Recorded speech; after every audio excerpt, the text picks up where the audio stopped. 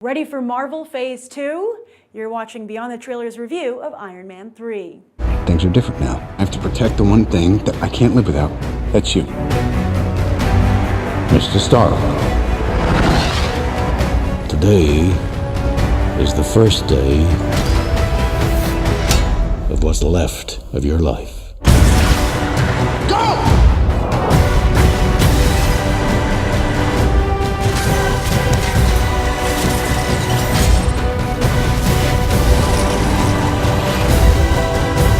Last year, Marvel's The Avengers brought in a staggering $1.5 billion worldwide, making it the third most successful film of all time behind James Cameron's One-Two Punch.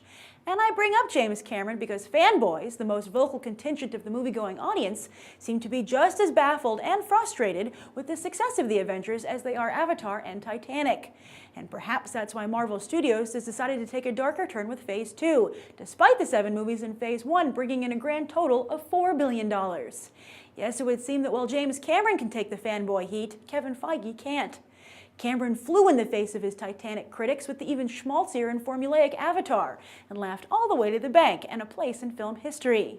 Then again, Cameron doesn't have a direct competitor the way Marvel Studios does, and Warner Brothers and their DC Comics movies, or more accurately, their Christopher Nolan movies.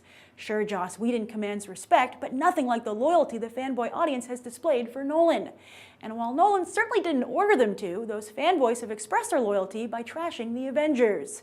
Too bright, too childish, insignificant. And with nothing left to prove at the box office, Marvel Studios now turns its attention towards earning a similar cachet.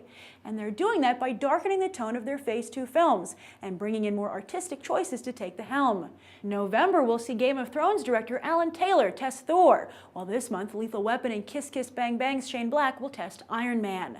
The third flick picks up where the Avengers left off and has already opened in some countries. And I have to say, a few of you have written me expressing your disappointment in the film. Has Marvel made a mistake? Phase 2 is set to include 5 movies: Iron Man 3, Thor the Dark World, Captain America the Winter Soldier, Guardians of the Galaxy, and The Avengers 2, over the course of 2.5 years. Let's go find out if it's off to a good start. Is Marvel Phase 2 off to a good start? Absolutely. Oh, good! What's Marvel Phase 2? The second batch of movies after the Avengers. I think it seems like this movie was more of a resolution. They explain it story-wise why he's separated and why they can't come to his rescue. Oh, did it make sense without giving it away? Sense, oh, yeah. good. I think it's pretty good. It has it's funny. It has a lot of action to it. It actually has a lot of jaw-dropping moments. It was like less action in the beginning. It was more laid back. I'm more of a story elemented person, where some people aren't. So I do like the fact that they keep up with the struggle of the character. This picture here I thought was a little bit too long. Oh, really? I would have liked to saw more from the Mandarin. There was a twist which was weird. I'm not going to spoil it, obviously, but it was kind of weird. Without spoiling anything, it was actually quite shocking. Like- It actually shocked me. Did you like a good twist, or were you like, I don't like that twist? It was a good twist, but in a way, it was a bad twist. I'm not gonna lie, like the way the whole movie looked from the beginning to the middle, I was actually pretty impressed. But then how it ended, I'm just, in my opinion, I'm just a little worried how that will go. Well, you know, Robert Downey Jr.'s contract has expired, and they haven't renewed. Exactly, they haven't renewed it yet. Oh my God. Do you think they could make these kind of movies without him? No. No, Robert Downey Jr. has to be back. I probably see it maybe either way, but he definitely helps. I think they would have to reboot the entire franchise. Ooh. Oh.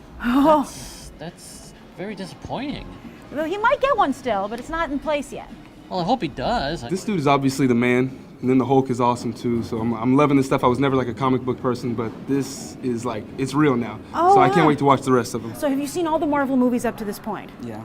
Is this one of the better ones, somewhere in the middle, not as good as some of the other ones? It's one of the better ones. It works off the previous movies. I think Iron Man 3 is better than the 1 and 2. Oh, really? Yeah, because Wow. it go more into depth. I mean, honestly, Iron Man's in a whole genre of its own. I think it's a great movie, Yeah. so spot on. Iron Man kind of, for me, makes the Avengers. So, and he did, you know, that character did well in that film. This one, it really was like no different, to be honest with you. I do miss the Hulk, but. Everyone's starting to really like him. And you didn't see it in 3D today. Do you feel that you missed out?